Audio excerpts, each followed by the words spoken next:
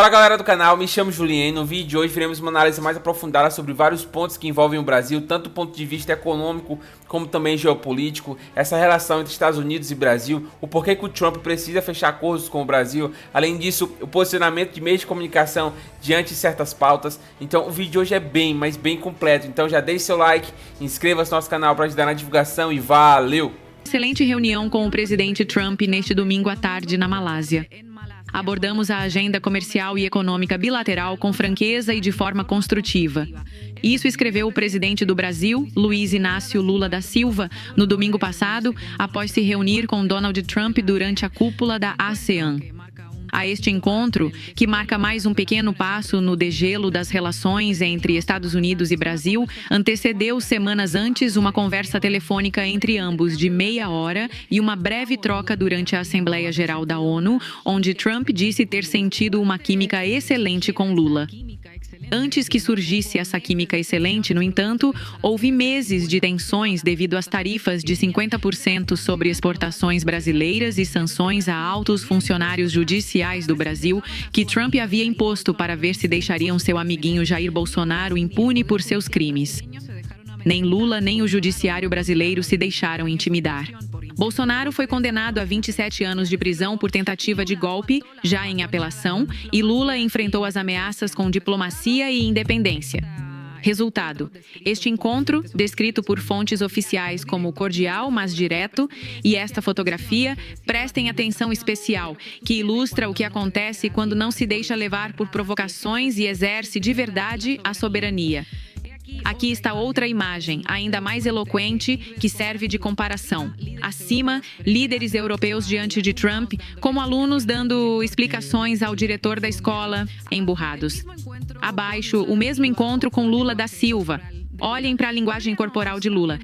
Poderíamos também comparar isso com os encontros com Javier Milei, por exemplo, onde o presidente argentino aparece de costas para as câmeras, como um personagem secundário ou totalmente subjugado e emocionado, quase às lágrimas, como um fã de uma banda pop. As fotografias falam por si só, não é mesmo?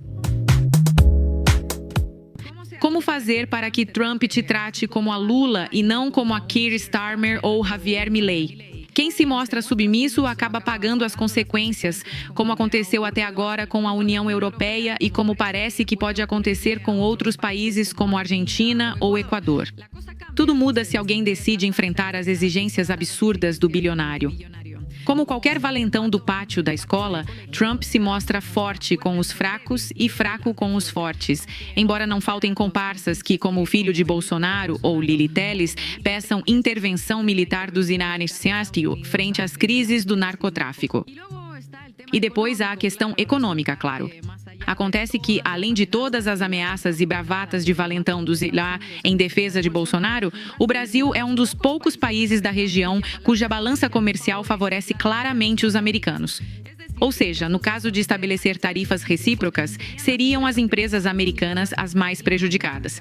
Isso por um lado. E por outro lado, sigam o rastro dos recursos.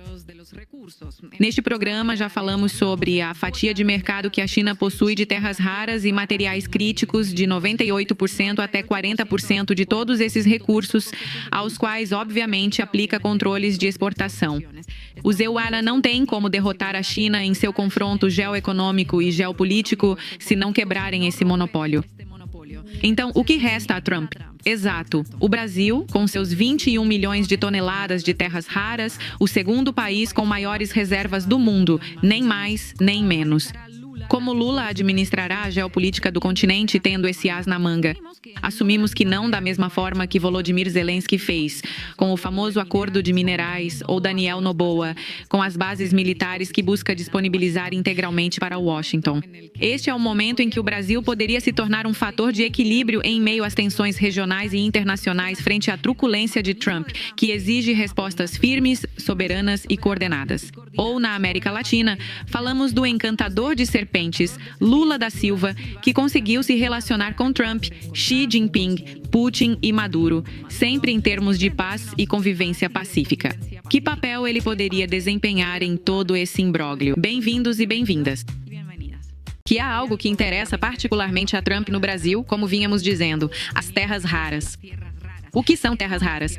É um grupo de 17 metais pesados encontrados na crosta terrestre e que fazem parte dos chamados minerais críticos, essenciais para a fabricação de tecnologia e eletrônicos, energia verde ou indústria de defesa e aeroespacial.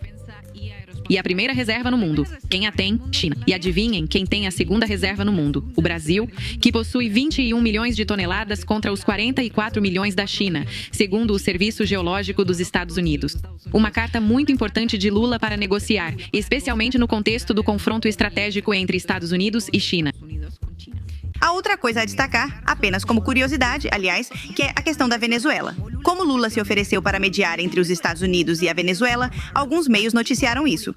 Infobae publicou: Lula ofereceu a Trump atuar como mediador em meio às tensões entre os Estados Unidos e a ditadura venezuelana. Esta é a seção mundial da Infobae, mas a Infobae se contradisse porque depois publicou outra nota na seção Newsroom que diz: o presidente brasileiro Luiz Inácio Lula da Silva propôs neste domingo ao presidente americano Donald Trump, durante encontro bilateral na Malásia, atuar como mediador no conflito entre Washington e o governo da Venezuela.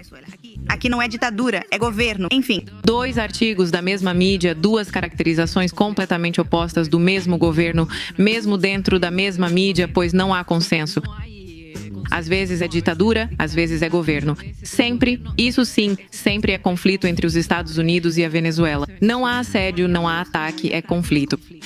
Exatamente. Mas vale ressaltar que a mesma mídia brasileira que faz uma cobertura otimista do encontro de Lula com Trump também tem criticado Trump em outros contextos, e é importante notar, quando Trump ataca instituições democráticas americanas, é condenado criminalmente e a mídia brasileira reporta isso de forma crítica.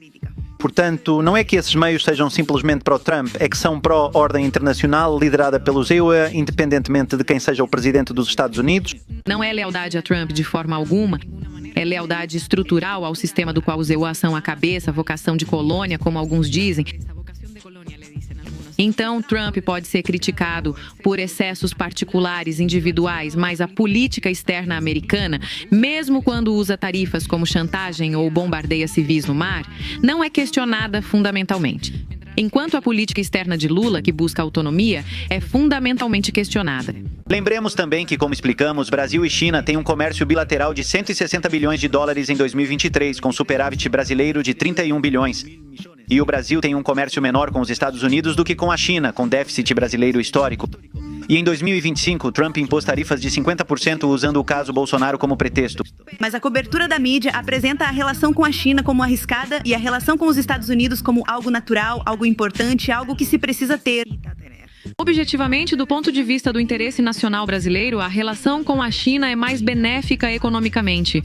Mas a mídia apresenta a relação com a China como arriscada e com os EUA como algo natural que todos desejam. E isso não reflete nenhuma realidade econômica, apenas reflete as preferências desses meios de comunicação específicos. Obrigado, Estefania. Do deputado, né? O Brasil está a caminho de se tornar um narcoestado. Parece a Venezuela, né? Venezuela do Maduro, parece a Colômbia com Petro, né? Ah, bem. E agora Lula está pedindo a cuspideira com Trump. Você viu que ele está pedindo uma reunião a Trump, né? Acho que ele vai ter que dar alguma explicação a Trump, né? Sobre sua luta contra o narcotráfico, sim. Lula teme que agora, com o avanço militar que os QEUA fizeram no Caribe sobre a Venezuela, Trump, Estados Unidos, na luta contra o narcotráfico. E isso é como uma espécie de nova doutrina militar americana. Depois, digamos, se estenda sobre o Brasil. E o outro conceito que também me fica é que Lula apoia os criminosos. Então, esse último trecho mostra muito bem como funcionam os meios de comunicação hoje em dia.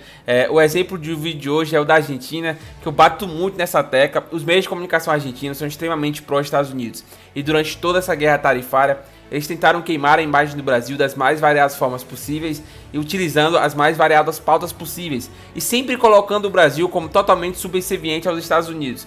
Na matéria de hoje, ele diz que o Brasil deve explicações e tenta se explicar aos Estados Unidos. O porquê que o Brasil deve se explicar aos Estados Unidos? Eu não consigo entender isso, mas na cabeça do argentino, os Estados Unidos eles são o patrono da moral e dos bons modos, então devemos explicações a esses patronos. Cara, a situação é muito, mas muito complicada. internacionalmente. Eu bato muito nessa tecla, e quando esses vídeos que eu posto acabam saindo um pouco da nossa bolha, que acaba sendo uma bolha onde nós estamos hoje, eu apanho bastante. Por quê? Porque eu bato de frente diretamente com essa imagem dos Estados Unidos perfeito. E eu tento mostrar que o Brasil não deve ser subserviente a esses caras, que os Estados Unidos não é um país confiável, e muito pelo contrário, em geopolítica, muitos dizem que não existe bonzinho. Então o canal ele tenta mostrar isso. E no meu ponto de vista, sim, o Brasil está perfeito durante todo esse trajeto dessa guerra tarifária entre Brasil e Estados Unidos. Se mostrou extremamente soberano durante todo o processo. Falei isso no meu último vídeo, eu apanhei bastante. Fui dizer que o Brasil ganhou a guerra tarifária e, cara, pareceu que eu xinguei a mãe dos caras. Mas o vídeo de hoje foi esse, deixe seu like, comente bastante aqui no canal para ajudar no engajamento. Compartilhe para mais pessoas, então é isso e valeu!